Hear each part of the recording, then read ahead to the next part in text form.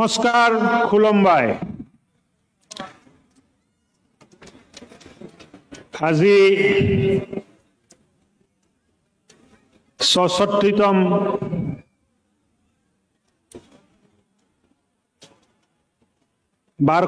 বাৰ্ষিক অধিৱেশন বড়ো সাহিত্য সভাৰ আৰু এই অধিৱেশনত উপস্থিত বড়ো জাতিৰ সুযোগ্য সন্তান পানেৰী সমষ্টিৰ সন্মানীয় বিধায়ক আৰু অসম বিধানসভাৰ অধ্যক্ষ বিশ্বজিৎ দৈমাৰী ডাঙৰীয়া, বড়ো সাহিত্য সভাৰ উপসভাপতি সীতাৰাম বসুমতাৰী ডাঙৰীয়া, বড়ো জাতীয় সংগঠন নিখিল বড়ো ছাত্ৰ সন্থাৰ সভাপতি ভাতৃপ্ৰীতম দীপেন বড়ো ডাঙৰীয়া,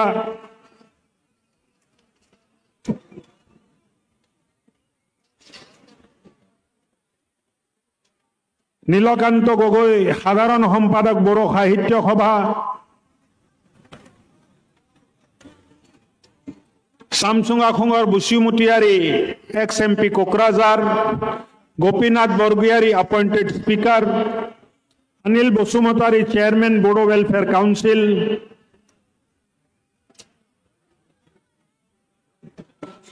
দেওবাসা বড়ো EM BTR, মঞ্চত উপবিষ্ট গুণী জ্ঞানী আৰু জ্যেষ্ঠসকল, মোৰ সন্মুখত বহি থকা শ্ৰদ্ধাভাজন ৰাইজ, সাহিত্যিক সংবাদ জগতৰ বন্ধুসকল, আই মাতৃসকল, প্ৰথমতে মই আপোনালোকক মোৰ তৰফৰ পৰা প্ৰণাম জনাব খুজিছো। মোৰ প্ৰণাম স্বীকাৰ কৰিব। বড়ো সাহিত্য সভা ৬৬তম অধিৱেশন যোৱা ৯ তাৰিখৰ পৰা 4দিনীয়া বৰ্ণিল কাৰ্যসূচীৰে অনুষ্ঠিত হোৱা অসমৰ অন্যতম বৃহৎ জাতীয় অনুষ্ঠান বড়ো সাহিত্য সভাৰ এই উৎসৱত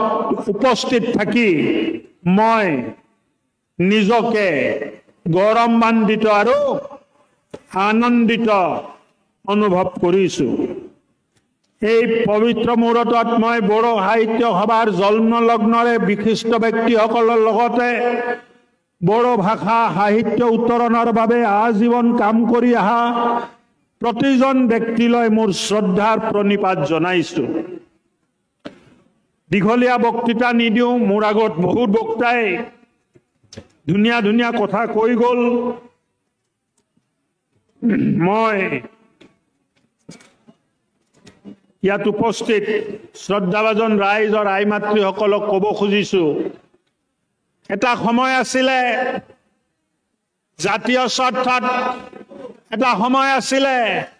আমাৰ ল'ৰা ছোৱালীবোৰে হাতত বন্দুক লৈছিলে, কিন্তু যোৱা 4 বছৰ ভাৰতৰ প্ৰধানমন্ত্ৰী নৰেন্দ্ৰ মোদী ডাঙৰীয়াৰ আশীৰ্বাদত, ভাৰতৰ গৃহমন্ত্ৰী অমিত শ্বাহ ডাঙৰীয়াৰ নেতৃত্বত, অসমৰ মুখ্যমন্ত্ৰী ডক্টৰ হিমন্ত বিশ্ব শৰ্মাৰ নেতৃত্বত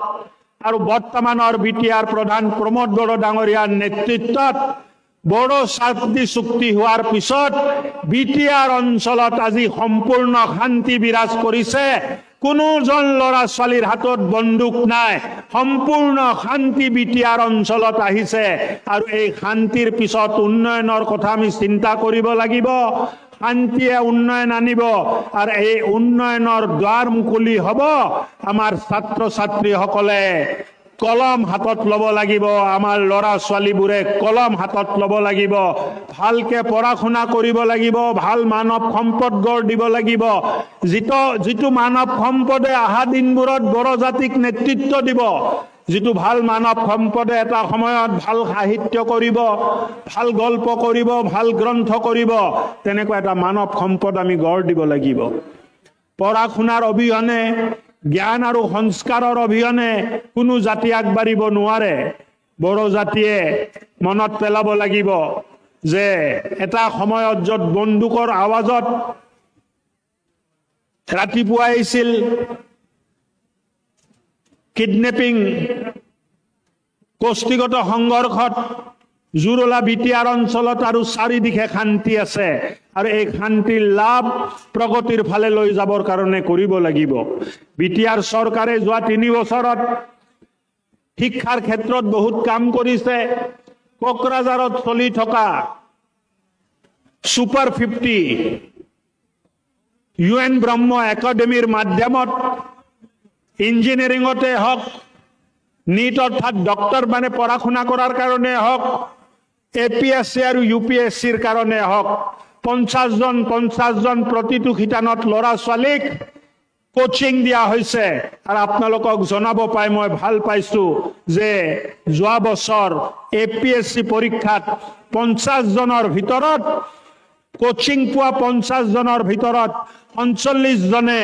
APSC পৰীক্ষা উত্তীৰ্ণ কৰিলে বড়ো জাতিৰ ইতিহাসত বিটিআৰৰ ইতিহাসত প্ৰথমবাৰ একেলগত ইমানজন ল'ৰা ছোৱালীয়ে APSC পৰীক্ষা পাছ কৰিবলৈ সক্ষম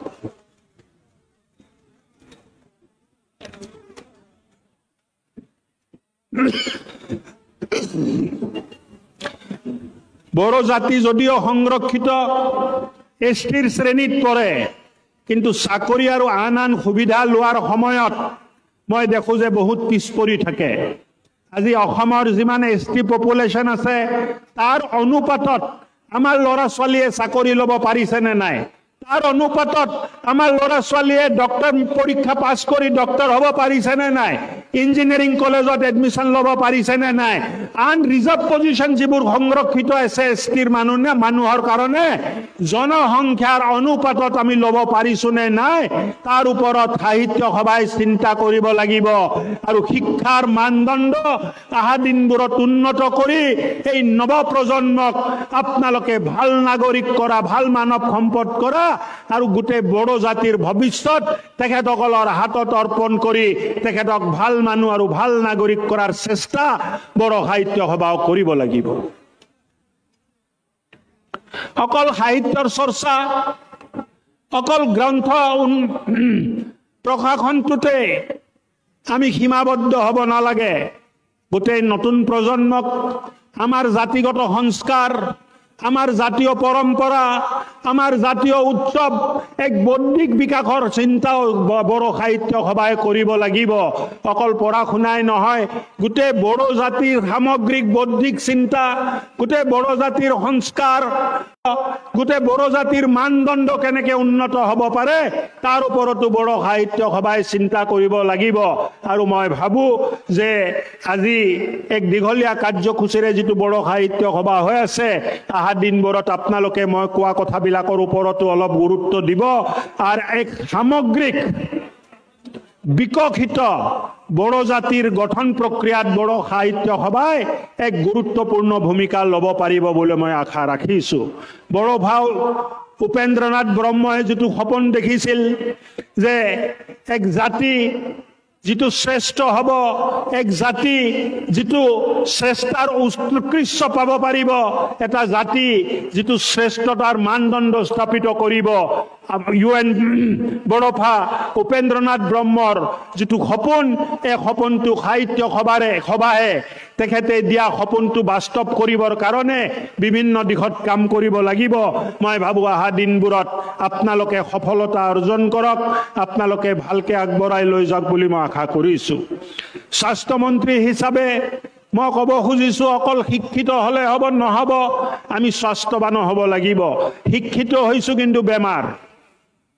হয় শাৰীৰিক বেমাৰী আছে নহলে মানসিক বেমাৰ হৈ আছে এটো উচিত নহয় এই কারণে জাতি হিসাবে সমাজ হিসাবে সংস্কার দিয়ার লগে লগে স্বাস্থ্যবান সমাজ গড়ার দায়িত্ব আমার আছে অকল পড়া শুনাই নহয় পড়া শুনার লগতে এই পড়া শুনার মাধ্যমত ভাল নাগরিক আর ভাল নাগরিক লগতে স্বাস্থ্যবান ভাল নাগরিক নির্মাণ করার দায়িত্ব গোটে জাতি আর সমাজে লব লাগিব আহক আমি মিলি বড়ফা উপেন্দ্রনাথ ব্রহ্মই যেটো সপন দেখিছে এই সপনটো আমি বাস্তব করার কারণে কাম করো আমি একেলগতে থাকি একেলগতে চিন্তা কৰি একেলগতে কাম কৰি বড়ফা UN ব্ৰহ্মৰ সপনটো বাস্তৱ কৰিব পাৰিম এই আশা আৰু বিশ্বাসেৰে নিজৰ কথাটো শেষ কৰিছো ধন্যবাদ নমস্কাৰ ভাৰত মাতা কি জয়।